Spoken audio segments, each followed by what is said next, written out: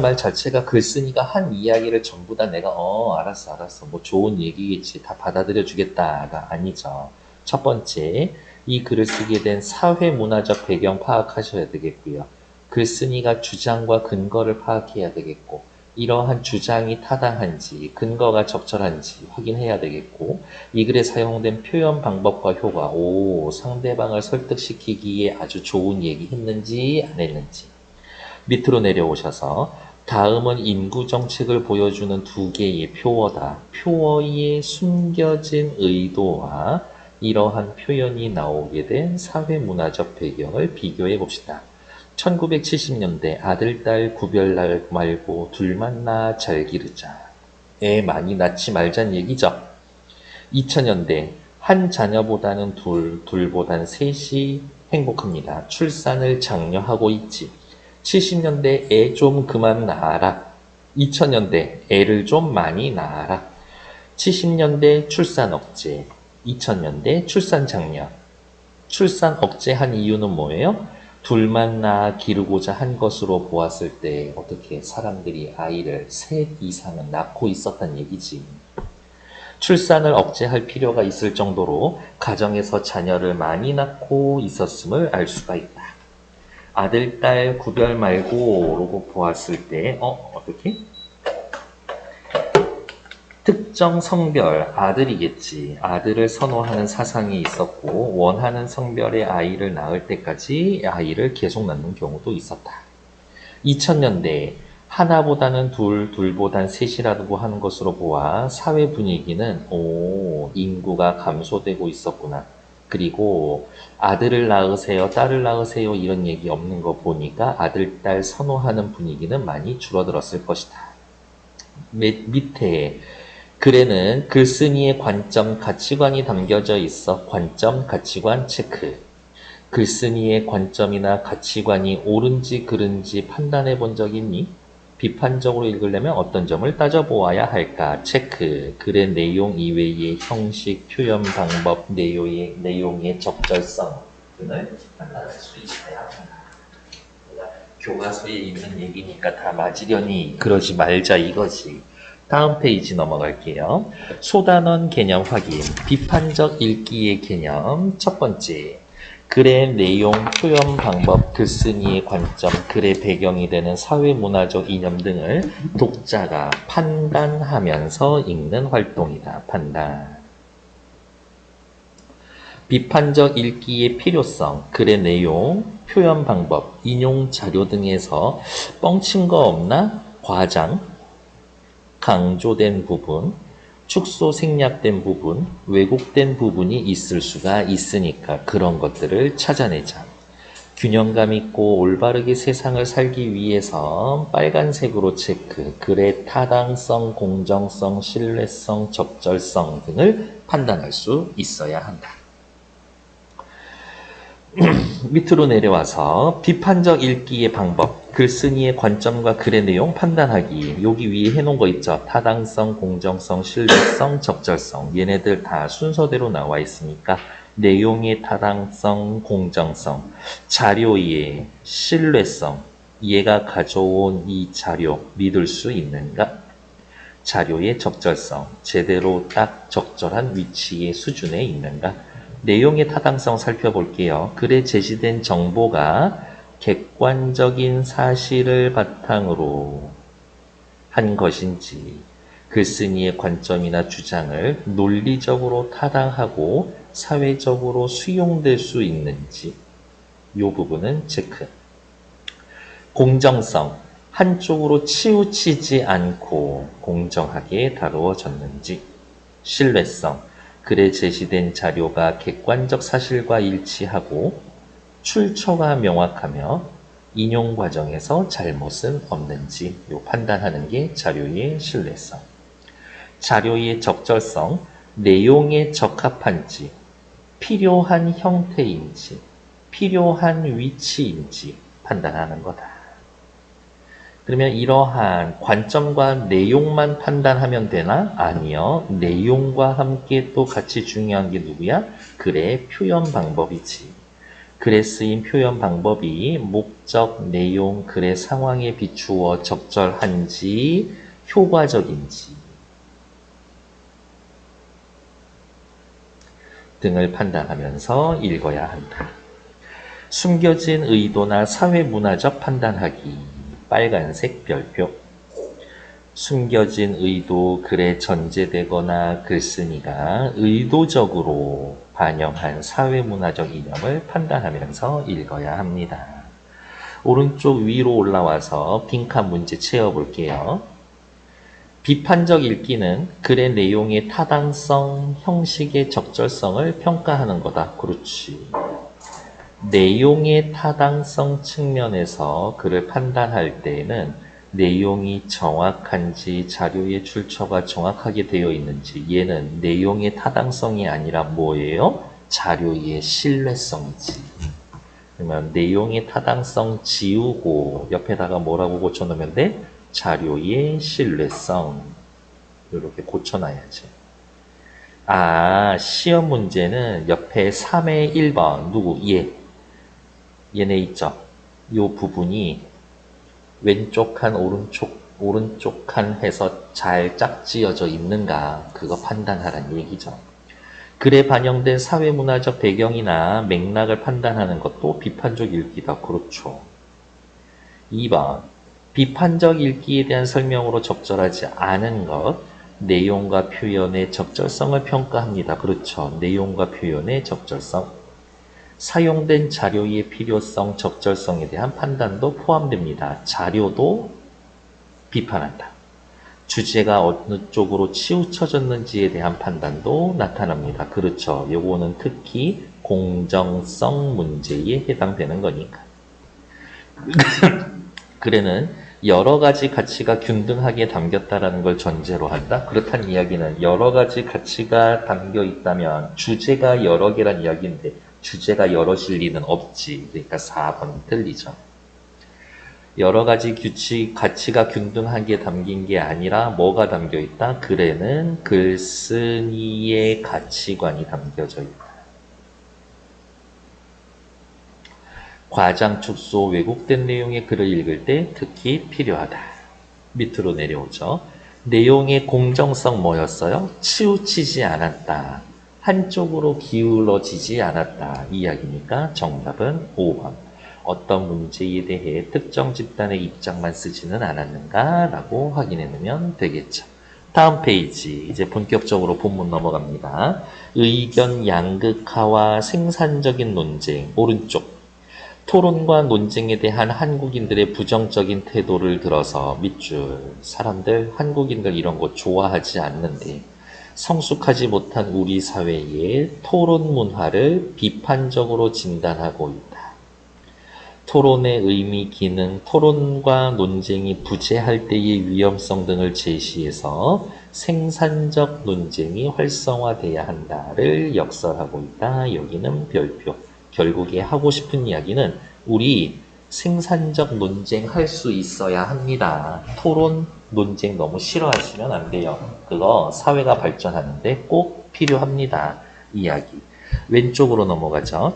최근에 자신이 참여한 토론 떠올려 봅시다. 패스. 토론이 원활하게 이루어졌는가? 패스. 다음은 우리 사회의 토론에 대한 주장이 담긴 글이다. 글쓴이의 관점, 의도, 글의 표현 방법, 사회문화적 맥락 등을 파악해보자. 도대체 이 글이 왜 등장하게 되었는가? 이 아저씨는 이 글을 왜 썼는가? 생각해보자 이거죠. 조금 확대해 봅시다. 논쟁에 대한 우리 사회의 시각이라고 하면서 누구?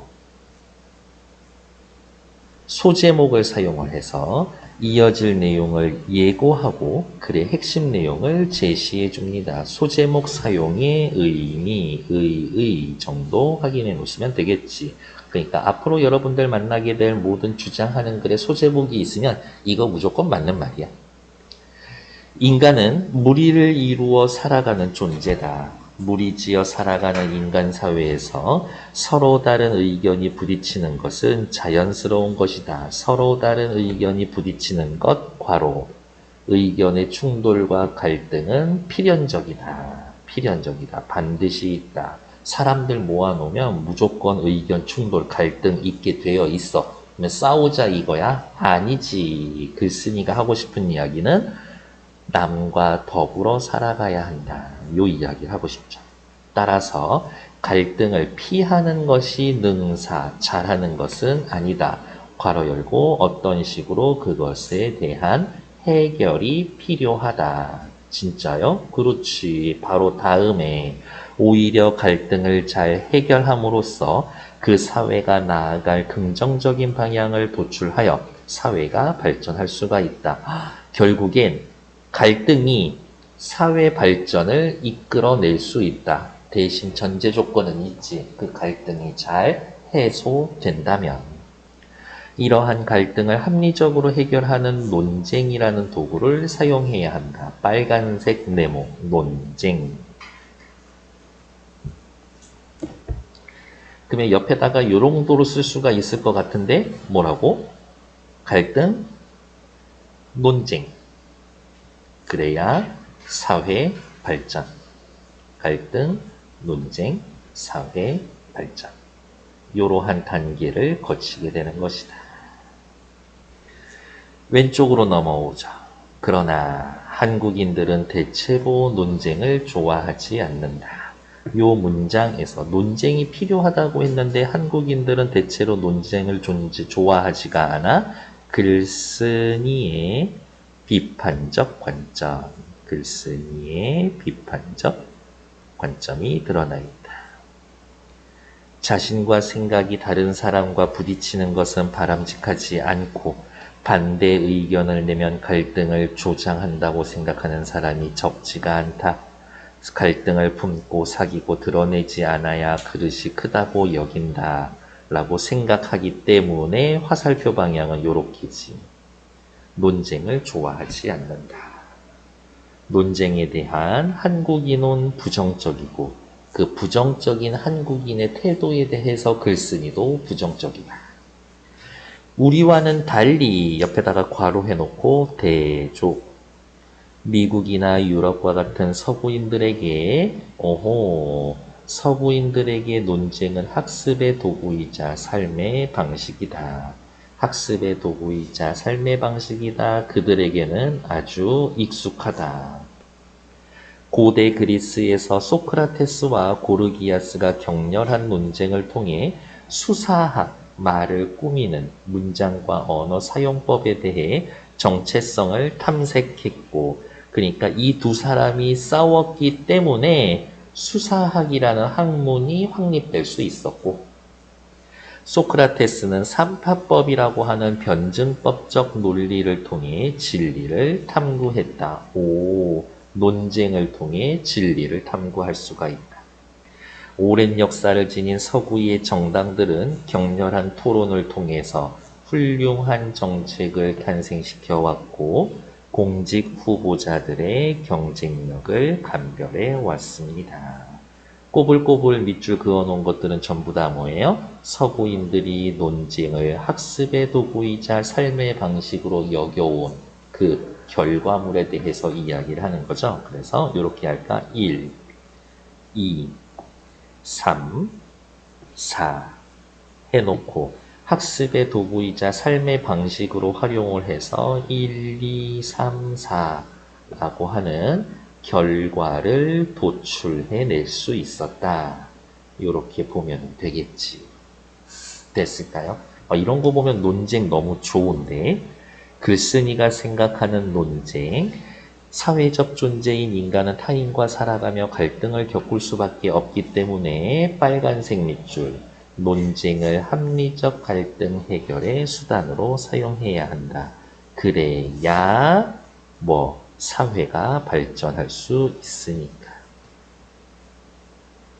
사회가 발전할 수 있으니까. 논쟁에 대한 서구인과 한국인의 대조적인 인식, 대조가 쓰여져 있다. 확인해 보면 되겠죠. 다음 페이지 넘어갈게요.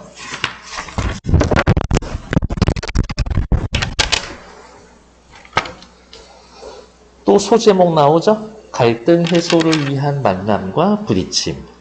좋은 논쟁이란 상호 부딪힘이 있는 논쟁을 뜻합니다. 네모 칠게요. 좋은 논쟁, 상호 부딪힘이 있음. 그러니까 어떻게 서로 충돌해야 한다.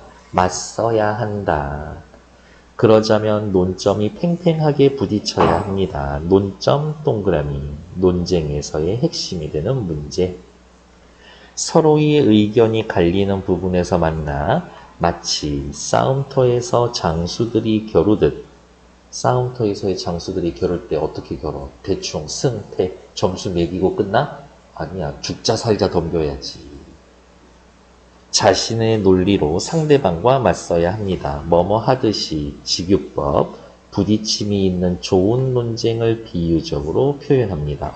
좋은 논쟁 네모, 상호 부딪힘이 있는 논쟁 네모, 싸움터에서 장수들이 겨루듯이 네모. 얘네들 전부 다 같은 뜻이지.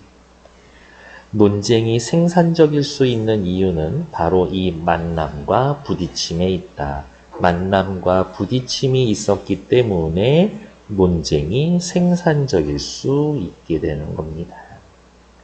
여기에서의 만남은 뭐겠어요? 서로 다른 의견을 가진 사람들의 만남. 그들 사이의 부딪힘. 같은 의견 있는 사람들끼리 만나서는 논쟁이 안 돼. 서로의 생각이 얼마나 다른지, 어떤 부분이 다른지 서로 견주어 봐야 알 수가 있다. 그런 이유로 논쟁은 싸움 같지만, 논쟁에다가 동그라미, 논쟁은 싸움 같지만 사실은 상호 이해의 장이고 청중들에게는 즐거움과 교육의 장이다. 사실 싸움 구경만큼 재밌는 게 없어. 서로 부딪히는 지점의 논쟁 용어로는 접점이라고 하는데 상호 갈등 해소를 위한 개념적 장소쯤으로 풀이할 수가 있다. 너와 나 사이의 접점을 찾자. 무슨 말이야? 너와 나 사이의 갈등 해소를 위한 개념을 한번 찾아보자. 이런 거지. 밑으로 내려올게요. 좋은 논쟁이란 어떤 겁니까? 뭐가 있어야 돼? 만남과 부딪힘이 있어야 돼. 의견이 갈리는 논점에서 자신의 논리와 상대의 논리를 서로 주고 치열하게 맞싸우는 것. 어느 것처럼 싸움터에서 장수들이 겨루는 것처럼. 싸움처럼 보이지만 사실은 상호 이해고 갈등을 해소하고 즐거움과 교육의 장으로 제공되는 요 말이 중요하지. 생산적인 논쟁이다. 생산적인 논쟁. 밑으로 내려오죠. 의견의 집단 편향, 한쪽 편을 향하다. 한쪽 편으로 치우쳐져 있다. 양극화, 이거 아니면 저거, 중간 단계가 없는 것.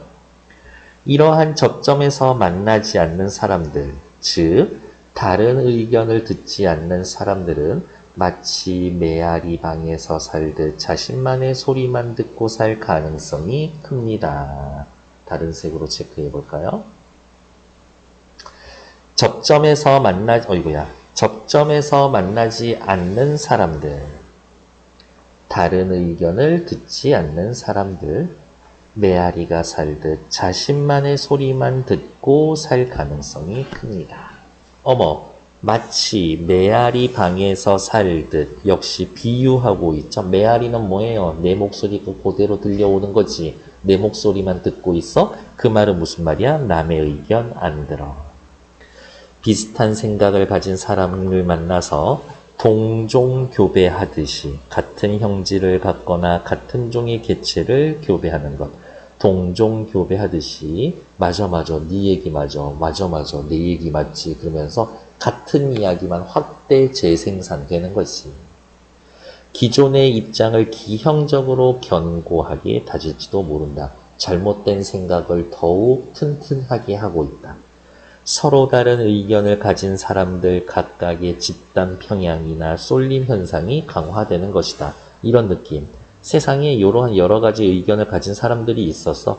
근데 어떻게 이쪽으로 이쪽으로. 나는 여기에 좀 가까웠지. 여기에 가까웠지. 이러면서 얘네들이 점점 뭉치게 되고 중간에 의견이 없어지게 되고 서로 양극단에만 남아 있으니까 갈등할 수밖에 없는 상황이 벌어지는 거지. 애매한 태도 하지 말고 확실히 태도를 정하라고 이렇게 강요하는 사회 분위기도 있겠지. 나야 저거야 이런 식으로. 이러한 현상은 인터넷 시대에 들어서 더욱 심화되고 있다. 어머, 이러한 현상, 어떤 현상? 논쟁을 피해 비슷한 생각을 가진 사람들끼리만 결속하는 현상. 뭐? 동종교배하는 것처럼.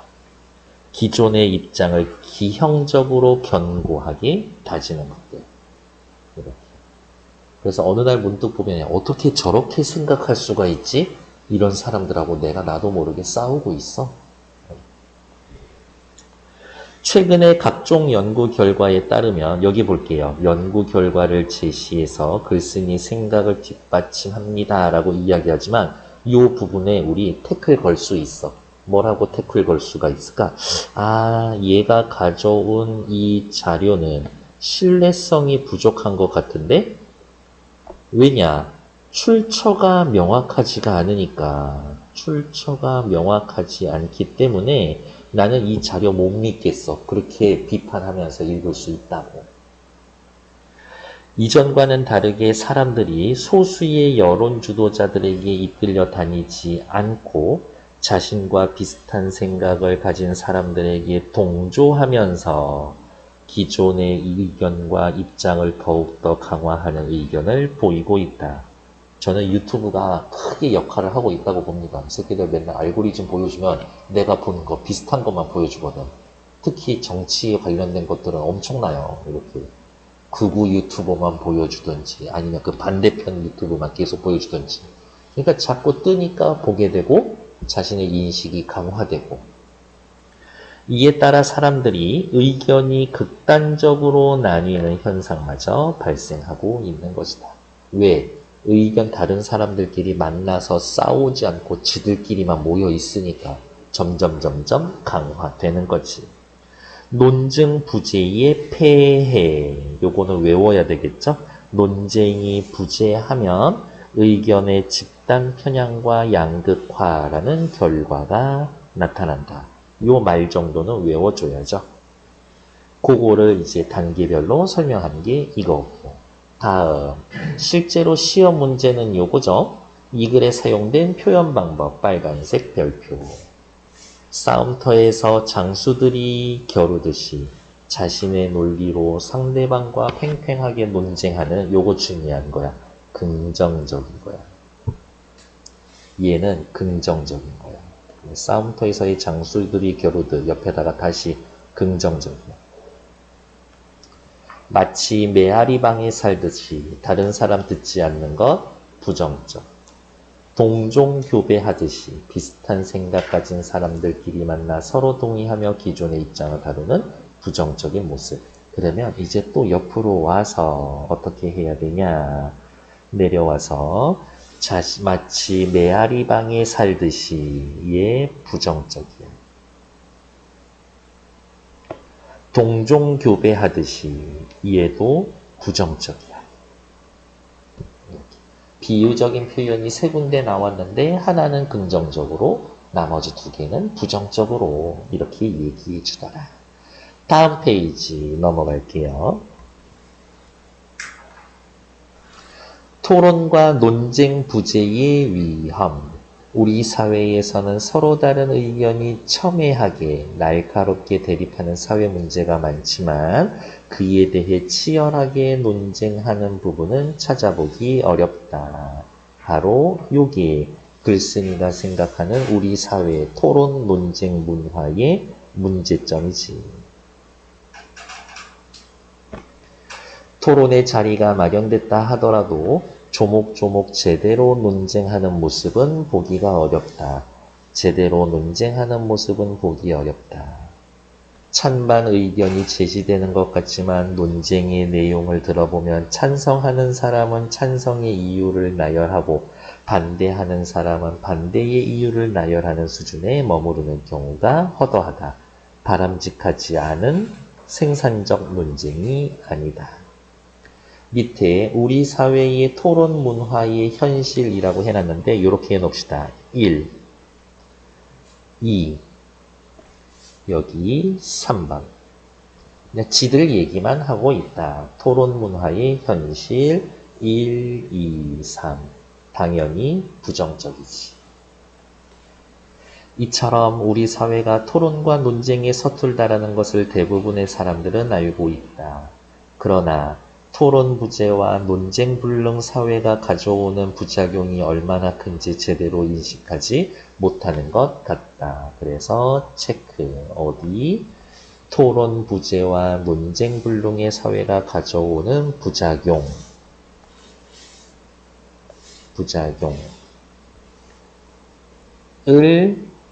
인식해야 한다. 인식해야 한다. 근데 우리는 인식하지 않고 있다라는 거겠죠. 밀은 귀납법을 체계한 영국의 경제학자, 실증적 사회과학자 옆에다가 쓸까요? 인용.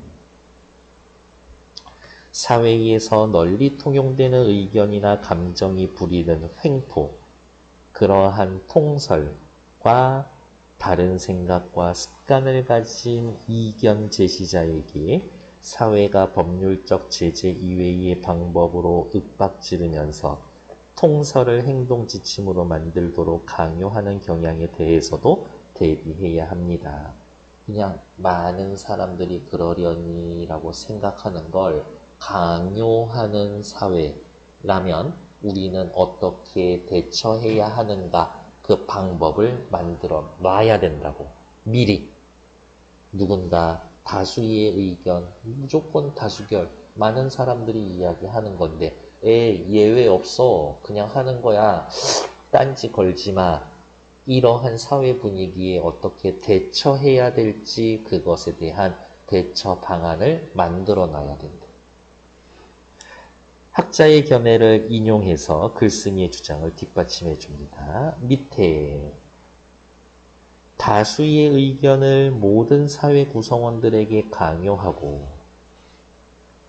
조금이라도 다른 의견을 묵살해버리는 사회의 위험성과 폭력성을 경계하는 겁니다. 강요하고 묵살하면 자연스럽게 뭐가 없어질까? 토론과 논쟁이 없어지겠지. 토론과 논쟁의 부재가 가져올 부작용, 결국은 다수에게도 피해를 가져옵니다. 체크. 강요하고 묵살하면 토론과 논쟁이 없어지고 결국엔 그렇게 강요한 다수들에게도 피해가 가게 된다. 그런 사회에서는 소수의 권익 당연히 없겠지. 다수를 위한 합리적 정책도 보장되기 어렵다. 토론 부재와 논쟁 불능 사회의 부작용. 진짜 쉬운 말로 후려치면은 다 죽어. 토론과 논쟁이 없으면 이득 보는 사람이 아무도 없게 된다고. 오른쪽 위로 올라갈게요. 미리 이야기한 체크. 다수의 횡포. 사회에서 다수의 횡포는 공권력을 통해 행사되기도 하지만 관습이나 여론의 압력으로도 행사가 된다. 개인의 사사로운 삶의 구석구석의 침투에 개인의 영혼까지 통제하면 빠져나갈 틈을 주지 않는다. 막강한 힘을 발휘할 수가 있고 결국에 다수의 횡포가 벌어지게 된다라고 하면 소수의 권익도 사라지게 되고 다수를 위한 합리적 정책도 사라지게 되어 있다. 합리적 정책도 사라지게 되어 있다. 밑으로 내려오죠. 토론과 논쟁 부재의 부작용, 우리 사회의 문제점 차근차근 나와 있고 토론 부재와 논쟁 불능을 하게 되면 모두에게 강요해서 소수의 권익은 물론 다수를 위한 합리적 정책도 보장할 수가 없다. 인용을 통해 주장을 뒷받침하고 있다. 그러면 생각해야지. 글쓴이의 주장 뭔데? 우리 사회에는 토론과 논쟁이 필요하다. 토론과 논쟁이 필요하다.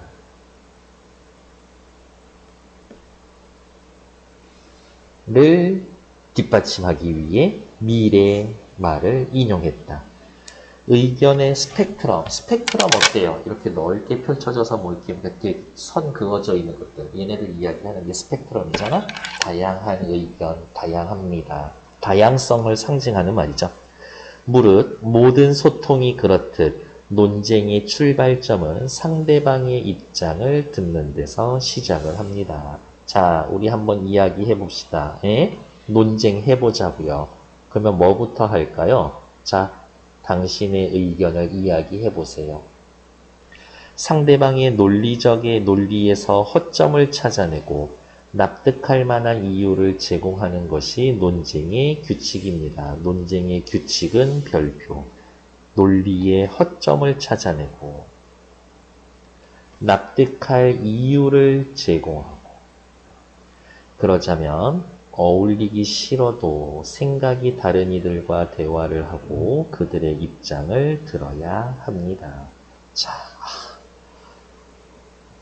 너무 꼴보기 싫어. 일단 그거 조금만 참고 얘기는 들어는 봐야 돼. 내가 지금 생각하기에는 저 왜 저딴 소리를 하고 있을까? 라는 생각이 들어도 왜 그럴까? 이야기는 들어는 봐야 돼. 됐고 다음 페이지로 또 넘어갈게요. 사실 쉽지 않지. 그냥 싫으면 이유 없이 다 싫지 않나? 근데도 들어봐야 한다. 미국의 법학자 선스타인은 역시 인용.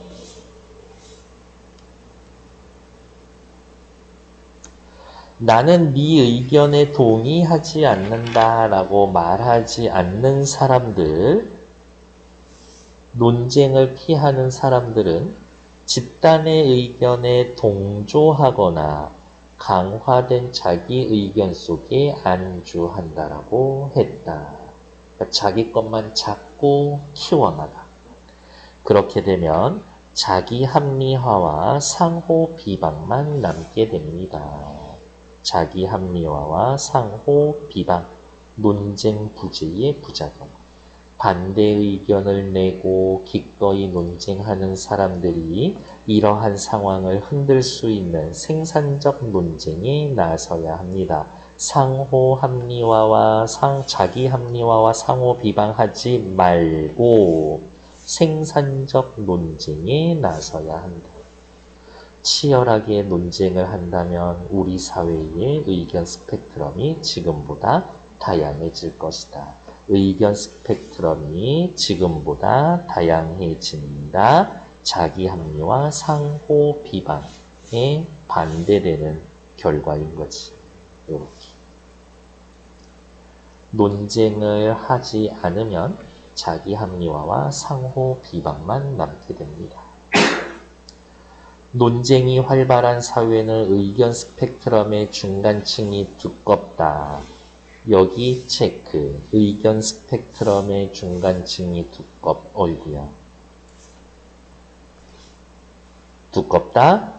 다양한 의견을 내는 여러 집단이 공존한다. 즉, 의견이 쏠리지 않는다. 의견 양극화와 쏠림 현상이 두드러진 곳에서는 집단들 간에 공유되지 않은 정보가 많아지고 소수자는 침묵하게 됩니다. 의견 양극화와 쏠림 현상. 세모. 그리고 중간층이 두껍다와 서로 대조되는 상황이지. 그래서 사람들이 의견을 잘 내지 않는 사회가 된다. 헛소리 하지 마. 됐어. 그게 뭐야. 무시당하게 된다는 얘기지. 그런 곳에서의 의견은 양극단만 보이고 중간이 보이지 않는다. 의견의 양극단만 보이고 중간은 보이지 않는다. 누구? 중간층이 두껍다와 대조되는 상황이죠. 중간 의견이 반영되지 않는 극단의 결정이 횡행하게 됩니다. 과연 한국 사회는 어떠한가? 빨간색으로 체크. 질문을 던지면서 글을 마무리합니다. 목적이 중요하죠. 스스로 성찰하도록 촉구하고 논쟁과 토론이 부재하는 한국 사회의 변화를 촉구합니다. 확실히 이 글을 쓴 사람은 지금 우리 사회는 토론과 논쟁이 부재하고 있어 라고 생각하고 있는 아저씨인 거지. 밑으로 내려올게요. 논쟁 필요성과 한국 사회의 성찰을 촉구합니다. 의견이 양극화되고 쏠림 현상이 되어져 있으면 집단 간의 정보가 공유되지 않고 도대체 쟤네들은 어디에서부터 왜 저런 생각을 하게 된 거야? 모르고 소수가 침묵을 하고 극단의 결정만 이루어지고 결국에는 뭐라고? 사회가 무너지게 되어 있다고. 글쓴이의 제안과 바람, 별표, 바로 요게 글쓴이의 주장이고 논설문에서 글쓴이의 주장은 글 전체의 주제와도 연관이 되겠지. 어울리기 싫어도 다른 사람과 대화를 합시다. 생산적 논쟁을 합시다. 진지하게 성찰합시다. 의견 양극화와 쏠림 현상을 해소하고 의견 스펙트럼의 중간층을 두껍게 만들어야 합니다. 다양한 사람이 다양한 목소리를 낼 수 있게 해 주어야 합니다. 글을 비판할 때 내용만 비판적으로 바라보는 게 아니라 무엇도 비판적으로 바라보라 그랬어? 표현도 비판적으로 바라보라 그랬죠. 이 글은 학자의 견해를 인용해서 글쓴이의 주장을 뒷받침하고요. 맨 마지막에 어떻게 끝났어? 한국 사회는 과연 어떠한가? 라면서 질문 형식으로 글을 마무리해서 독자의 성찰을 촉구합니다. 그리고 밑에다가 독자의 성찰 and 한국 사회의 변화.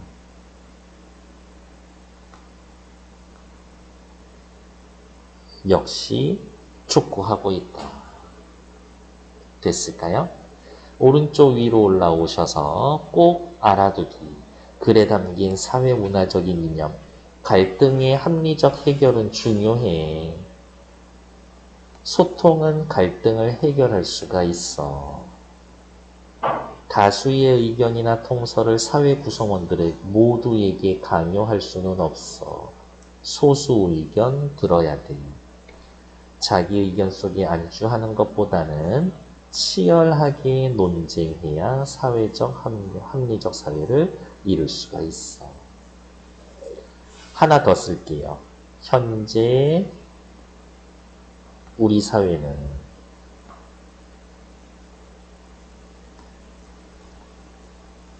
소통, 토론, 논쟁 이 부재해. 없어. 그래서 문제야. 위험해. 요 말이 들어가 있는 거다. 됐을까요? 다음 페이지. 학습활동 마무리 지을게요. 글쓴이가 어떠한 사회문화적 맥락과 이념을 배경으로 이 글을 썼는지 파악해 봅시다. 처음부터 중요한 문제 별표. 논쟁에 대한 우리 사회, 우리나라 사람들은 대체로 논쟁에 대해 부정적이야. 갈등 해소를 위한 만남과 부딪힘. 일단 부딪히는 논쟁을 통해 서로 이해하고 갈등 해소될 수 있어. 의견의 집단 편향, 한쪽으로 치우치고 양극화, 서로 끝에 있는 사람들끼리만 만나. 논쟁이 없으면 집단 편향과 쏠림이 강화돼 최근 인터넷 시대에 더욱 심화되고 있어. 토론과 논쟁 부재의 위험. 토론과 논쟁이 부재하면 다수의 의견만 지배하는 위험하고 불합리한 사회가 돼. 이러면 다 죽어. 의견 스펙트럼이 중간층이 두꺼운 사회. 여기 볼게요. 의견 스펙트럼의 중간층을 확대해야 되는데 그러려면 활발한 논쟁과 토론이 필요하다. 진짜 하고 싶은 얘기는 앞에 거죠. 밑에 2번도 역시 중요하겠네. 글쓴이가 바라본 문제가 되는 상황. 의견이 극단적으로 나뉜다. 논쟁을 부정적인 것으로 인식하고 있다. 논쟁 토론하는 모습을 보기 어렵다. 치열하게 논쟁하거나 토론하는 요 말 하나 더 넣어 놓을까요? 논쟁 제대로 된 모습을 보이기 어렵다. 즉 제대로 된 논쟁이나 토론을 하지 않는다. 찬성은 찬성의 의견을 근거를 나열하고 반대하는 사람들은 반대의 이유를 나열하는 데서 끝나고 네가 뭐가 잘못됐는지 지적할 생각이 아예 처음부터 없어. 이렇게. 왜? 너는 꼴보기 싫으니까. 난 듣지도 않을 거야. 문제의 원인은 어디에 있습니까? 논쟁과 토론의 진정한 의미와 기능에 대한 인식이 결여되어 있다. 그러한 사회의 부작용을 인식하지 못하고 있다. 제가 봤었을 때 제일 중요한 얘기는 맨 마지막이지만 시험 포인트는 두 번째 거다. 시험 포인트는 두 번째 거다. 문제를 해결하려면 어떻게 해야 합니까? 반대 의견을 내야 합니다. 생산적 논쟁을 해야죠. 의견 스펙트럼의 중간층을 두껍게 만들어야 합니다. 글쓴이가 가치를 두고 있는 사회문화적인 이념, 어떠한 사회가 바람직한 사회입니까? 라고 물어본다면 논쟁을 통해 소통하고 갈등을 합리적으로 해결하는 사회. 다수의 의견이나 통설을 강요하거나 이견을 묵살하지 않는 사회. 반대하는 사람과 기꺼이 논쟁하는 사회. 이게 글쓴이가 생각하는 바람직한 사회다. 당신이 생각하는 바람직한 사회는 그냥 그게 질문이라고 됐고요. 2번 96페이지에 나타난 글에 사용된 표현 방법을 정리해 보는 것들은 요건 뭐 별로 어렵지 않을 거예요. 전체 필기된 거를 그냥 잘 보시라 라는 것들. 그래서 전체적으로 확인을 해 놓으면 체크할 만한 부분들은 이런 거지. 소제목을 붙여서 짐작하고 핵심 내용 파악하는 데 도움을 준다. 대조가 쓰여서 한국인과 서구 사회 다르다. 서구인들은 요래 이야기하는 어디가 있냐. 예를 든 예시가 있다.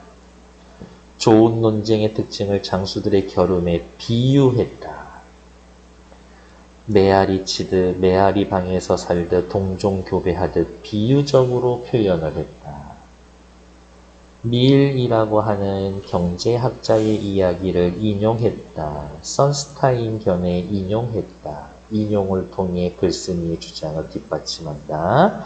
마지막 질문을 던지는 방식으로 한국 사회의 문제점을 시사하며 마무리한다. 문제점과 폐해에 대한 경각심을 불러일으키고 있다. 효과적이다. 전체적으로 표현 방법은 좋더라 라는 것들. 밑으로 내려오셔서 비판하면서 글을 읽으세요. 그게 도대체 그럼 뭘 비판하면 됩니까? 타당성, 공정성, 신뢰성을 비판하시면 됩니다. 됐고 다음 페이지. 동의하거나 반박할 내용들 한번 요건 읽어보시면 되겠고요. 2번 괄호는 안 하셔도 되겠고 3번 패스, 4번 바람직한 토론 문화란 도대체 어떤 겁니까? 한 실험 연구에 따르면 토론의 장에서 사람들이 같은 의견을 가진 사람들과 대화를 나누거나 정보를 공유하면 그 의견이 더욱 극단화됩니다. 같은 의견 가진 사람들을 만나면 의견이 극단화됩니다. 이러한 현상을 집단극화라고 하는데 집단극화는 집단 토론에서 얻은 새로운 정보 때문에 발생합니다. 근데 그 새로운 정보가 나하고 다른 애가 아니라 자기 입장을 강화하는 새로운 정보, 자기 입장을 강화하는 새로운 정보 때문에 집단 극화가 발생합니다.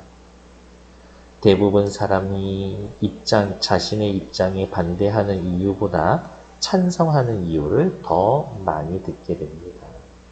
됐을까? 나하고 다른 사람 얘기는 들어도 들리지가 않아. 기억이 안 나고 무시하게 되는 거지. 됐을까요? 뒤에 98페이지 빈칸 채워주시면 될 것 같고, 일단 정지. 이건 별거 없어. 복수초에 대한 글쓴이의 생각 변화. 어머, 글쓴이의 생각이 변화하고 있대. 그러면 그 변화하는 계기 찾으러 가야지. 복수초에 대한 글쓴이의 태도. 이 글에 나타난 글쓴이의 개성. 왜냐? 글의 종류 수필이거든요. 밑에 다음 속 글을 읽고 공감하는 점이 있는지 짝과 이야기해 봅시다. 뭐 그냥 얘기해 보시면 되겠고요. 됐고 됐어. 맨 밑에 글을 읽으면 공감을 비롯해서 여러 가지 정서적 반응이 일어난다. 정서적 반응을 하는 것이 독자와 어떠한 관련이 있을까? 감정이 정화되고 삶을 성숙하게 할 수가 있습니다. 그래서 문학이 필요해. 수필 소설 그딴 거 어디다 써먹어요 라고 하지만 실용적으로 돈 되는 건 아닐 수도 있지만 사람을 사람답게 만들어주는 거 아닌가? 그런 생각을 저는 해봅니다. 다음 페이지, 감상적 읽기에 대한 개념. 글에 대해 감상적 읽기란 정서적인 반응이다. 공감하거나 감동 느끼거나 글에 나타난 생각과 가치를 수용하는 것이다. 감상적 읽기의 특징, 글을 읽고 기쁨, 즐거움, 슬픔 등 다양한 감정을 느껴서 감정을 정화할 수 있다. 글에 나타난 생각과 가치를 통해서 삶의 교훈이나 깨달음을 얻을 수가 있다. 정서적, 심리적 반응이 일어나서 주로 문학작품이지만 요 말 중요하네요. 빨간색. 새로운 것을 알게 되거나 명쾌한 논리를 접하면서 즐거움과 깨달음을 얻을 수도 있다. 그래서 정보 전달이나 설득을 목적으로 한 글도 감상적 읽기의 대상이 될 수가 있다. 감상적 읽기는 문학작품에서만 가능하다. 그러면 틀린 얘기라고. 감상적 읽기의 방법, 공감하거나 감동을 느낀 부분을 찾으면 됩니다. 공감과 감동은 글을 감상하는 과정에서 일어나는 가치 있는 심적인 변화, 정서적인 경험이기 때문에 자신의 정서적 반응에 유의하여 그래서 공감하거나 감동을 느낀 부분을 찾아서 의미를 잘 생각해 봅니다. 깨달음이나 즐거움을 얻을 수도 있어요. 글에는 글쓴이의 지적 성취나 다양한 정서적 경험이 담겨 있습니다. 글쓴이의 지적 성취, 정서가 담겨져 있으니까 제가 깨달은 거를 사실은 어떻게 보면 거저먹는 거잖아. 삶의 교훈이나 깨달음, 새로운 지식꽃, 새롭고 재미있는 정보 지식을 얻을 수 있다. 글을 독자 자신의 것으로 받아들일 수 있습니다. 글에는 다양한 지식, 사고, 정서, 가치, 규범, 태도 등이 나타나 있고 공감하거나 감동을 느낀 부분을 중심으로 의미 있다고 여기는 것을 수용하면 됩니다. 옆에 나와 있는 거 또 체크할게요. 다음 설명이 맞으면 OX, 감상적 읽기에는 글에 나타난 글쓴이의 생각이나 정서 등에 정서적으로 반응하는 겁니다. 그렇지. 감상적 읽기에서 기쁨, 슬픔 등 다양한 감정의 타당성을 파악해? 그럴 리가. 정보 전달을 설득을 위한 글은 감상적 읽기의 대상이 될 수 없다? 아니요. 얘네들도 감상적 읽기 가능하다. 감상적 읽기에 대한 설명으로 적절하지 않은 것, 정서적으로 반응하는 거나 깨달음을 찾는 거나 감동 주는 이유도 생각해 본다. 사회 문화적 이념과 가치를 파악한다. 얘는 감상적 읽기가 아니라 뭐예요? 비판적 읽기지.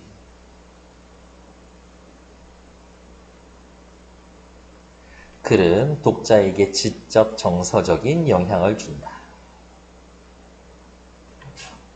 연탄재 함부로 차지 마라. 너는 누구에게 한 번이라도 뜨거운 사랑이었느냐? 누군가에게 뜨거운 사랑을 베푼 적이 있는지 생각해 보았어. 암울한 시대 상황에서 이 시를 썼는지 찾아봤어. 여기에 뭐 암울한 시대 반응 뭐 이런 이야기 할 수 있나? 그런 얘기 딱히 없죠. 연탄재라는 소재로 이렇게 글을 쓰다니 놀라웠어. 누군가를 위해 타서 재가 되는 연탄의 마음은 어떨지 생각해봤어. 공감해보는 거지.